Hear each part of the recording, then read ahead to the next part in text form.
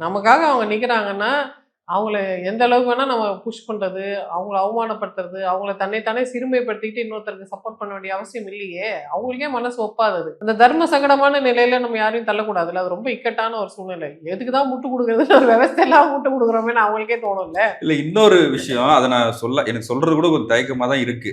இன்னொரு பெண்மணி பேசுறது ரொம்ப வைரல் ஆச்சு. எவ்வளோ தங்கச்சி இருக்காங்க, எவ்வளோ அக்காங்க இருக்காங்க. ஏன் பொண்டாட்டியா கூட இருந்துட்டு போறோமே! அப்படின்ற அந்த வார்த்தை இருக்குல்ல. இல்ல அவங்கலாம் மெச்சூரிட்டி இல்லாம பேசுறாங்க. ஒரு எமோஷன்ல பேசுறது. இமோஷனலா உலகம்னா என்ன? வாழ்க்கைன்னா என்ன? கல்யாணம்னா என்ன? எதிர்காலம்னா என்ன? ஒரு குழந்தைகளோட வாழ்க்கை அமையறது எவ்வளோ கஷ்டம்ன்றத பத்தி புரிதல் இல்லாம சும்மா பேச்சுக்காக சொல்றாங்க. இன்ஸ்டன்ட்டா வர்ற ஒரு அவங்கள அதுக்கு சீரியஸ்னஸ் தெரியாம சொல்றாங்க. ரொம்ப அறிவுத்திறன் குறைவா இருக்கிற குழந்தைகள் கிட்ட நீ என்ன ஆக போறேன்னு கேட்டா, அவங்க பைலட் ஆக போறேன்னு சொல்லுவாங்க. நான் பைலட் ஆறதுன்னா என்னன்னு தெரியாது அவங்களுக்கு. சொல்றது தானே பைலட் ஆலாம் அப்படின்னு சொல்றது. அது மாரி புரியாம அதோட டெப்த் புரியாம சொல்றாங்க. ஒரு கூட்டை கலைப்பது என்பது ரொம்ப கொடுமையான செயல்.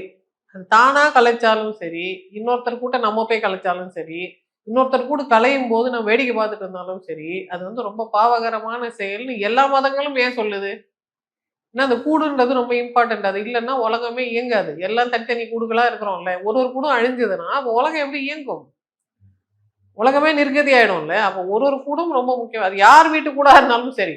எல்லார் கூடும் ரொம்ப முக்கியம்ன்றதுனால, அத அடகாக்கிறது நம்ம எல்லாரோட கடமை. அதுல பிரச்சனை வரும்போது, எவ்வளோ பெரிய ஆணா இருந்தாலும், அதுல புத்திசாலித்தனமே அவங்களுக்கு இருக்கிறது இல்ல. ஏன்னா, அந்த டைம்ல அவங்க மூளை வந்து சரியா வேலை செய்றது இல்ல. வெறும் இமோஷனலா மட்டும் வேலை செய்யுது. என்னோட ஒரு ப்ராப்பர்ட்டி, என்னோட ஒரு டெரிட்டரி, நான் புடிச்ச ஒரு பெண், அவளையும் நான் என்ன நம்பி வந்துட்டா அப்படின்னுவாங்க. யாரையும் நம்பி யாரும் இல்ல இந்த உலகத்துல. எந்த பெண்ணும் எந்த ஆணையும் நம்பி இல்ல.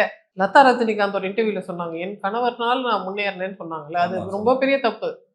நெறைய ஜெயிச்ச பெண்கள் போய் பாருங்க. அந்த ஆள் இப்படி இருக்கிறதுனால தான் நான் கஷ்டப்பட்டு முன்னேறினேன். அந்த ஆள் எனக்கு உதவியே செய்யல. அந்த ஆள் சரியான உதவாக்கற. அந்த ஆள் முன்னாடி நான் ஜெயிச்சு காட்டணும்னு நான் நின்னேன் அப்படின்னு சொல்லுவாங்களே தவிர, இந்த தெய்வத்தால நான் ஜெயிச்சேன்னு சொல்ற பெண்கள் இல்ல. உங்க வீட்டுக்காரர் வசதியானவரு. உங்கள நல்லா ரேர் கேஸ்ல நடக்கலாம். அவரு உங்கள நல்லா வச்சிருக்கிறாரு. அதனால நீங்க ஜெயிச்சீங்கன்னா, அத நீங்க சொல்லிக்கோங்க. எல்லார் வீட்லயும் பெண்கள் ஜெயிக்கிறது வந்து, அந்த ஆணை மீறி, அந்த ஆணை எதிர்த்து, அந்த ஆணுக்கு அப்பாற்பட்டு தான் அவங்க ஜெயிக்கிறாங்க. அதுக்கும் அந்த பெண்ணோட வெற்றிக்கும், அந்த ஆணுக்கும் மத்தபடி சம்மந்தமே கிடையாது. இப்போ பெண்கள் அவ்வளோ வீரியமானவர்கள். எந்த பெண்ணும் தனியாக ஒரு ஒரு சோசியல் சப்போர்ட் இருந்து இன்னொரு கேர்ள் ஃபிரெண்டோட துணை இருந்தாலே போதும் அவங்க ஜெயிச்சுருவாங்க.